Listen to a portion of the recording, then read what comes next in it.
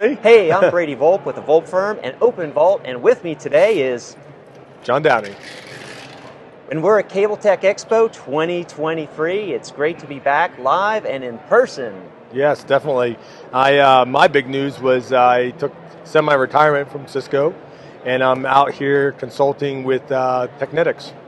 So there's a lot of good RF stuff going on. Yeah, so this show is it's been a show of a lot of talk about DOCSIS 4.0. What are your thoughts on DOCSIS 4.0, John, and where we are in the industry? We're definitely farther than we were. I'm surprised I've heard and seen some DOCSIS 4.0, not just prototypes, but actual modems. Yes. They're not going to be mass produced, but they're out there already. The capacity that's going to be in these modems is impressive. I was concerned when 4.0 started segmenting into ESD and FDX, two factions, right? That it would create two different CPE. Correct. Well, now you have less economies of scale and a more expensive CPE. So there's talk about this unified DOCSIS 4.0 where... Unified chipset. Yeah, so that I can maybe... And Max Linear jumped in too, so... Right. Having now we got two chipset vendors. Yeah, Max Linear and Broadcom, which is great, I think, for the industry. Keeps everyone honest. Right. No real monopoly. And if I can get a CPE that can do FDX and ESD, then I drive down the price because I'm providing one CPE across the entire planet, Now, at the same time, I think there's been some interesting conversations with cable operators that are talking about there's still, as we talked last year, a lot of life in DOCSIS 3.1. We now have sort of a DOCSIS 3.1 plus. Yeah. There's vendors out there that are adding more OFDM and OFDMA channels to DOCSIS 3.1. So we're seeing that extension of DOCSIS 3.1. Cable operators will not necessarily have to upgrade to DOCSIS 4.0 because we have more life in DOCSIS 3.1. Correct. I mean, we've said it before. Last year, it's funny, at the end of this, we did the same thing last year. We said, let's call it 3.14, the Pi modem. The Pi modem, yes. Oh, good 2 decimal places. Yeah. Ron might want to go for 10 decimal places, but 3.14. But they are. It's called either 3.1 plus or some other variant, but it's how to get more speed out of the network without changing my split. Yes. Still maybe 1.2 gig on the downstream, 204 high split on the upstream, but be able to get an end device that can decode more than 2 channels. Because all the 3.1 modems on the market today can only decode 2 OFDM channels. Correct. And transmit 2 OFDMA on the upstream, plus single carrier QAM obviously, but still they're limited in that regard. So if I can get the CMTS and RFI devices to put more QAM, OFDM channels or blocks downstream, and I have CPE in the house that can decode it, I got a lot more speed. Yeah, more speed. A lot more speed. Now, something I was really surprised, and you pointed out to me first, was we're revisiting some technologies we've not revisited before, which is power and batteries. Yeah. So this industry's been around for a long time. 1948, so where are we at? Yeah, so that's a lot of years. Many years. We've had 60 volt, 90 volt AC power supplies, quasi-square wave power supplies, running at 60 hertz or 50 hertz if you're in Europe. Yep. And now we're talking about running these down to, what did you say, 5 hertz or something like this, down almost DC? Yeah, so there's talk, and it's interesting. I think necessity is the mother of invention. Right. And right now, everyone does ferro-resonant power supplies, and they're robust, but they put off heat. Well, if they put off heat, they're not efficient. Inefficiency, right? Which means they cost more power. Yeah. And if I'm going to go to 1.8 gigahertz on my amplifiers, I either have to underspace my amplifiers, which I don't want to do that, or I have to come up with more gain. Yes. More gain means more power. So the one way to get around that is better chipsets that are more efficient, better circuitry, and maybe making the power supply itself more efficient. So there's talk, and Technetics, who I'm consulting with, I found it interesting. They're looking at a DC power source that maybe switched at 3 to 10 hertz. Right. You switch to DC, because if you don't switch DC, that was a problem in cable, it's corrosion. Correct. DC, direct current, your copper-clad cable, and it's going to corrode and just fall apart. Yep. But by switching it, you get rid of that corrosion aspect. So I think it'll be interesting, because if we want to market ourselves as going green in the entire industry, but then also show that we can save money and make things more efficient and add more devices in the plant without adding more power supplies, we got to do something. Yes. And then we're also revisiting... You said batteries too, right? Eliminating lead-acid batteries with a new battery technology. Yep. It's almost like a large capacitor. Unlimited recharges, They last longer. Yeah. You don't have they don't have issues with them exploding or burning. So revisiting old technologies with new innovations is just really exciting from a technology standpoint. Yeah, I agree. I heard in California they might have like requirements to have like 3 days, 72 hours of backup. I'm like, how is that going to be possible? Solar maybe? I don't know how you provide 3 days of backup. I don't know, but this is one thing where we're just revisiting new technologies and looking at things from a different way. So that's kind of exciting here. So a lot of good panels. Yep. Panels I were on, of course, we're focusing on proactive network maintenance, P&M. We had the P&M live in the Innovation Theater so people could see how cable technicians are actually using software to do repairs in the field, see how technicians are doing those repairs. Did a panel on security. So, we are critical infrastructure now. These panels were hard to get into. I like the way the logistics of the show was because they keep changing it to try to optimize it. And as a vendor, you want people in your booth, but if the workshops are happening the same time as the booth, you don't get any people in the booth. So they did separate it a little bit.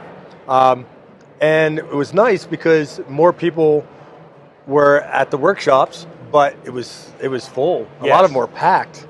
This I couldn't get in a couple of them. Busy show. I mean, I was really busy the whole time. And to your point, it's like you had to be both on the show and try to get into workshops at the same time. Give me an update on because I couldn't make it into your security one. So in the security one, it was a new thing that the SCTE was doing. We had 2 solid hours. Each speaker had 10 minutes to go up, so people didn't have to kind of go to different panels to get a different flavor of security.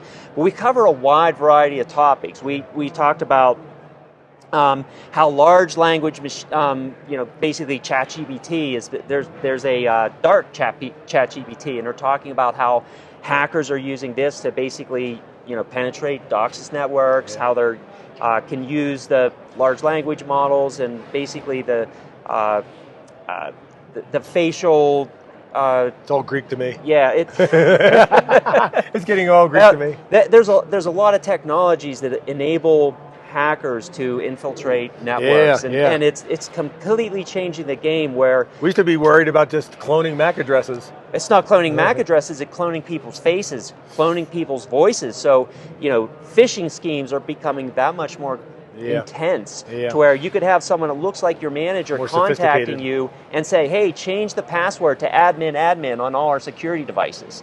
So things get much more scary the way we look at things.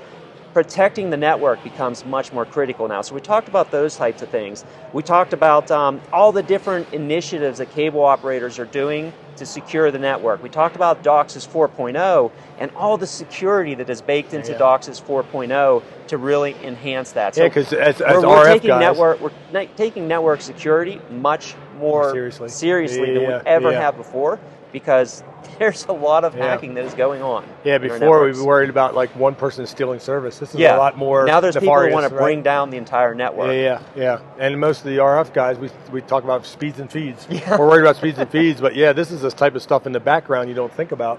Particularly as we push things like RPDs further out in the network. We're pushing that Ethernet network all the way to people's backyards. So we have to protect that infrastructure. That's good. And then you did another speech, right? Yes. The swimming upstream? Swimming upstream. So there's a lot of, P&M, proactive network maintenance, has been around for a while, but we continue to innovate and be able to pinpoint the sources of noise in subscribers' homes in even new and different ways. So a lot of cool technologies is just continuing to come out. Yeah, I attended the Innovation Theater, the P&M, with Jason Roop, and Ron Rannick was a moderator, and it was really good, and it had videos, and it was really good. And it talked about not just using P&M, but also correlating with maybe the flap list and information from the CTS. And someone meant insertions. And I was, in my mind, I'm thinking misses also. Yes. Like misses in the flap list usually indicate a T3 timeout, which usually indicates upstream problems. So I can see the more information we get, the more we can put it together and make intelligent decisions on where the problems are, right? Yep. Overall, I think the theme that I can take away from this show is we are just continuing to take everything that's old, make it new again, reinvent it, and push it out to the industry. So it's reinvigorated. We're all reinvigorated. And the other thing is, and I thought as a Cisco employee that RF was going down, but it's on an upswing. It seems like, even it's cyclical, right? Upgrading the plant, but you want to make it that it's economical. At some point, he's like, well, fiber to the home makes sense. Yes. Well, maybe it doesn't make sense because I can just change out a few components and quickly upgrade my speed. Yes. You know, instead of doing an overbuild or a rebuild or something like that. I think there was like a technology pause during COVID where just innovation did not happen for a while. And now at this show, it seems like innovation has exploded once again. So I'm super stoked. Yeah, during There's a lot of cool stuff that happened. COVID was like, you know, you talk about the killer app. Yeah. COVID was the killer app, literally and figuratively. It made us optimize our plant to provide more speed. Yes. Big time. And I don't think we would have went to 204 in the upstream if it wasn't for that. Absolutely. I think we'd be stuck at mid-split at 85 for a while. But because of this, I think... It gave us all a good kick in the butt. Yeah, and we're seeing all this new technology here at this show as a result of that. I am happy to see 4.0 is pushing ahead. It seemed to be stalled pretty well, too. Yeah. So it's doing well. Absolutely. So, John, it was good to see you face-to-face at the show. Of course. And we'll look forward to having a next live stream soon. I think, and are we doing another one next Friday, too, right? Next Friday. Yeah, so, good. Everyone, thanks for tuning in. I hope you made it to the show. If you didn't, make sure you're at Cable-Tec Expo 2024 in Atlanta, Georgia next year. See ya all. Adios.